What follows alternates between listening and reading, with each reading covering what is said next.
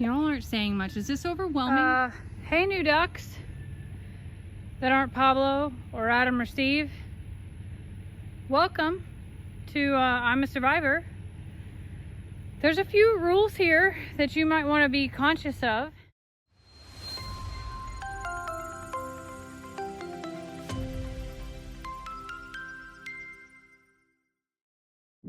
And you're welcome to eat with everyone and join in on the fun, but we do have just a few, we'll call them housekeeping items, okay?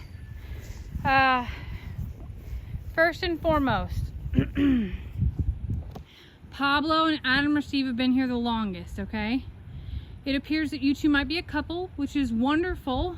You're both very beautiful and handsome and clearly of similar breed. We feed everyone around 7 p.m. in the summertime, somewhere around 4 o'clock in the winter, and then it kind of goes with sunset, you know, about 30 minutes before sunset in the fall and spring. So you kind of have to keep watch during those times. Pablo, Adam, or Steve are really nice hosts. But I will tell you that there's a gray goose out here. Her name is Aunt Lydia. She's pretty much in charge.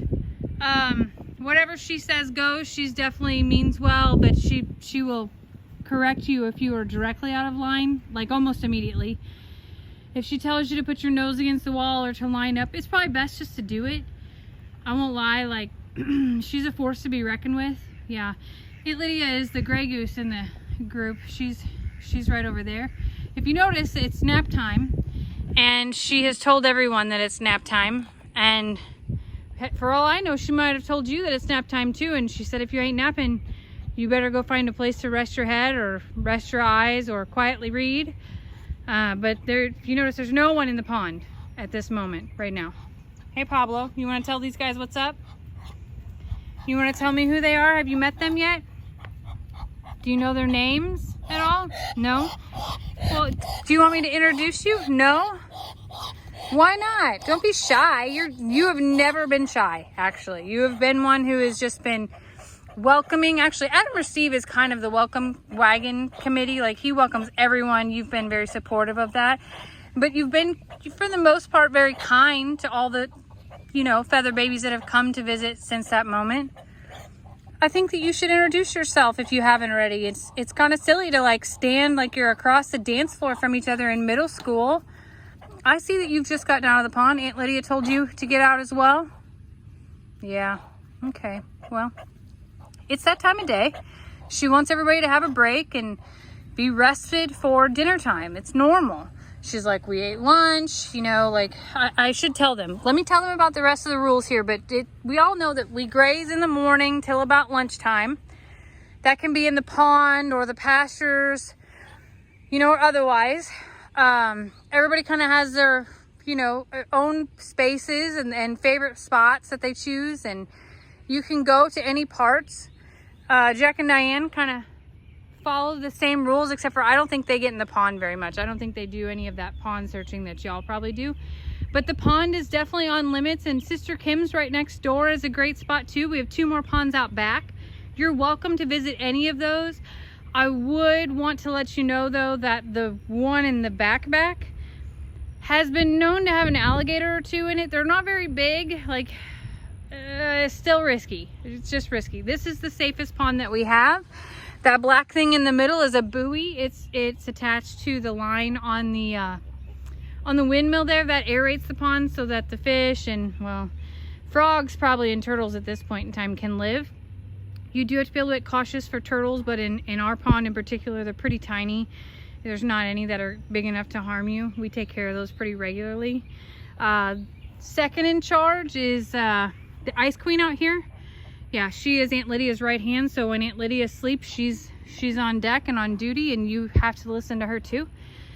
I probably wouldn't cross her, because then you'll have to deal with her and Aunt Lydia. It's not really a good place to be, just for the record. But we have great food. We have a good family. The humans here are pretty nice. Yeah, there's only one dog. Her name's Ritzy. She is pretty terrified of feathers, thanks to someone named Pablo. Oh, by the way, What a great segue, Pablo. Friends, this is Pablo. Pablo, these are our new friends right here. Y'all didn't tell me your names, actually. Anybody? Oh, you're Peter? Great to meet you, Peter. What about you, Mary? Do you have a friend named Paul too? Is that okay? It was a joke. I just didn't know. But Peter and Mary, great to meet you. We're really happy that you could come visit. Stay as long as you like.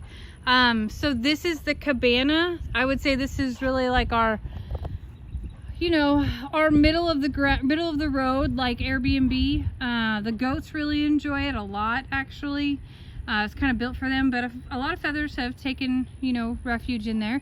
The little hut down the way there, that is really what is meant for the feathered babies. Most of them don't enjoy it as much, I'm not quite sure. But there is a barn or two in the back, and of course there's water troughs everywhere that we ask you kindly to not poop in, okay? So like, you're welcome to swim if you can avoid pooping in them. I know that's a really big ask for a feather. It kind of goes hand in hand, but I'm not joking. Our feathers do that. If you are above that, you're more than welcome to swim, drink, and nibble on anything that you find that had fallen out of anybody's mouth there. Just don't poop in the pool. Okay, that's the rule. Pablo has made his way over to greet you a little bit further. Mary, you want to say hello? No? Peter? You?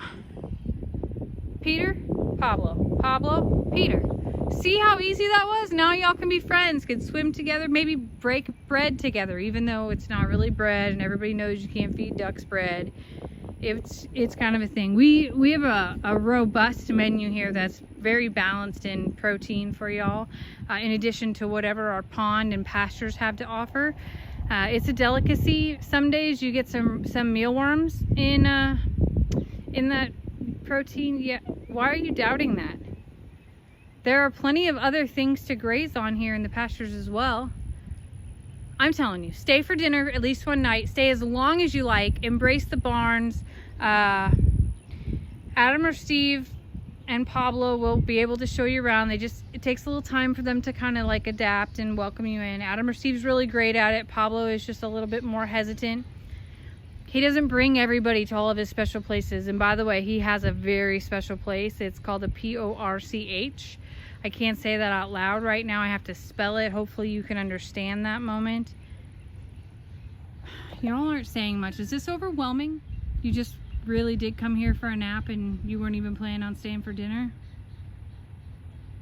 I hope that you do. It's a lovely place. Our feather babies really enjoy it, and Aunt Lydia means very well. She wants to keep you safe, and she will. You'll get to meet the rest of the gang. We have donkeys, pigs, goats, alpacas, cows, turkeys, chickens, and of course you may have already met Jack and Diane. They were down yonder.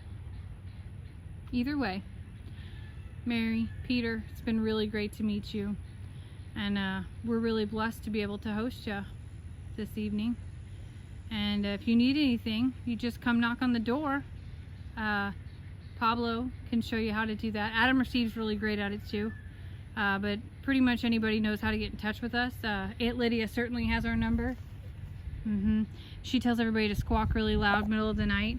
But regardless, we're happy to serve and just really pleased to be able to host you. I'm not kidding, Mary. It's a good place to be. So welcome, enjoy, make yourselves at home, show yourselves around, and if you need anything, you just gotta holler, okay? And have a good nap. I'll stop rambling now.